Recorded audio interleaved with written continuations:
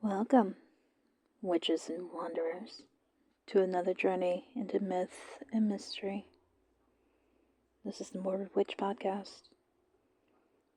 Tonight, we travel across realms of creation and shadows, from the very birth of the world itself in Chinese mythology, to the windswept coast of New Jersey, where spirits still wander among the living. We begin with the legend of Pangu, the first being who carved the heavens and earth from chaos, before giving his very body to form the world we know. And then we walk the haunted streets and sands of Cape May, one of America's most ghost-ridden towns, home to restless families, wandering beach spirits, and a grand Victorian estate, where footsteps echo through empty halls. So, settle into the shadows, light your candles, and let's begin.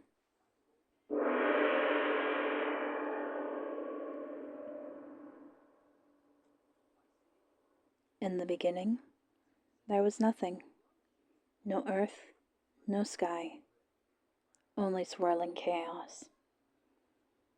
From this chaos came the cosmic egg, a sphere of yin and yang, light and dark, heavy and light, locked together for thousands of years. For 18,000 years, the egg grew, until finally it split.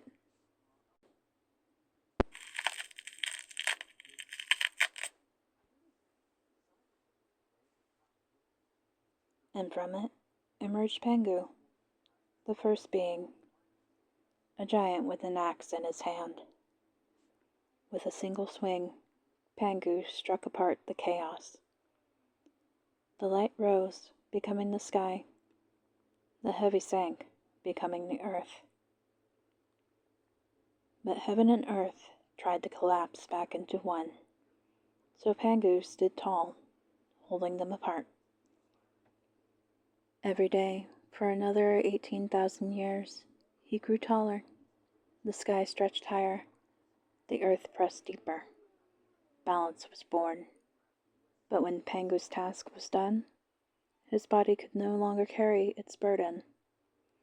And so he lay down and died.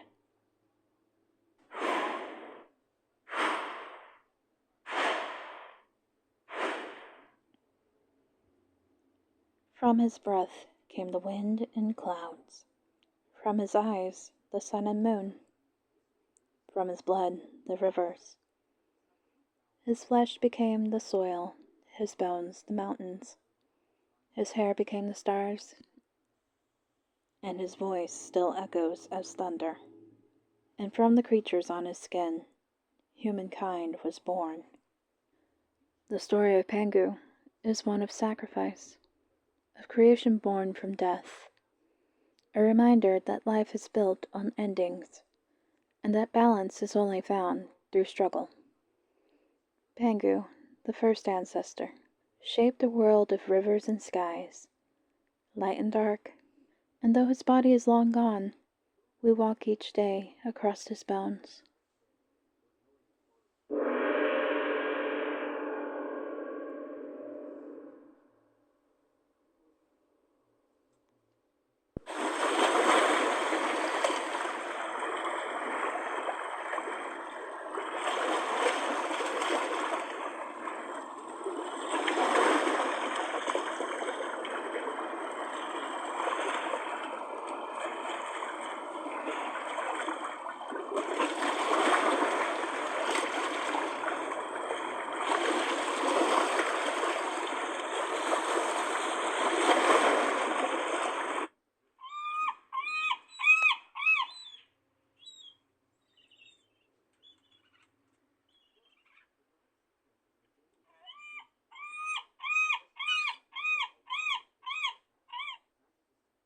On the edge of the Atlantic, where Victorian houses line narrow straits, and the salt air hangs heavy, sits Cape May, New Jersey, known as America's oldest seaside resort and one of its most haunted towns.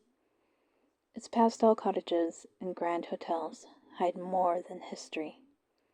They hide whispers, footsteps, faces in empty windows. Tonight, we walk its haunted shores.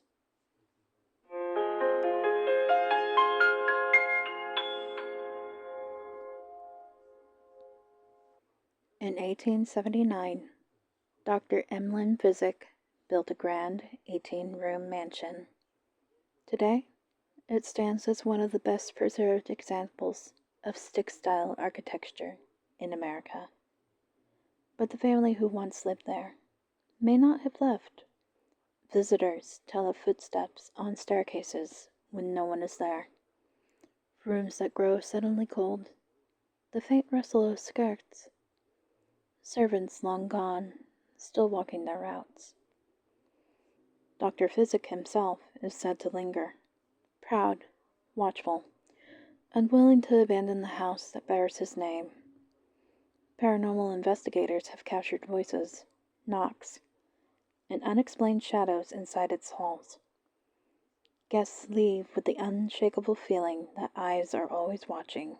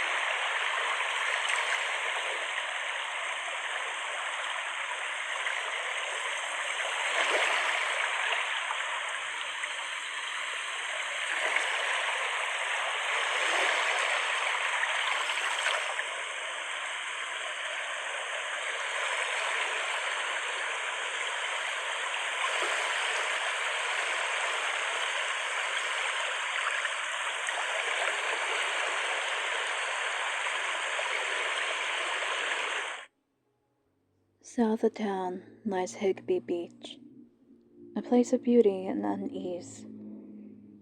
In 1823, Thomas Higby was buried in the dunes here. Locals say his restless spirit walks the sands, appearing to wanderers at dusk. Some see him as a man in period clothing, others as a shadow that vanishes in the waves. But he's not alone. Stories tell of spectral dogs that roam the shoreline, of voices that call from the dunes, urging the living deeper into the night. And once, a woman claimed she felt a cold hand grasp her arm, only to find no one was there. And Cape May holds more ghosts still. From the grand hotels that once held summer visitors, to the ships that wrecked off its coast, to soldiers who marched but never returned. The city is alive with echoes of the past.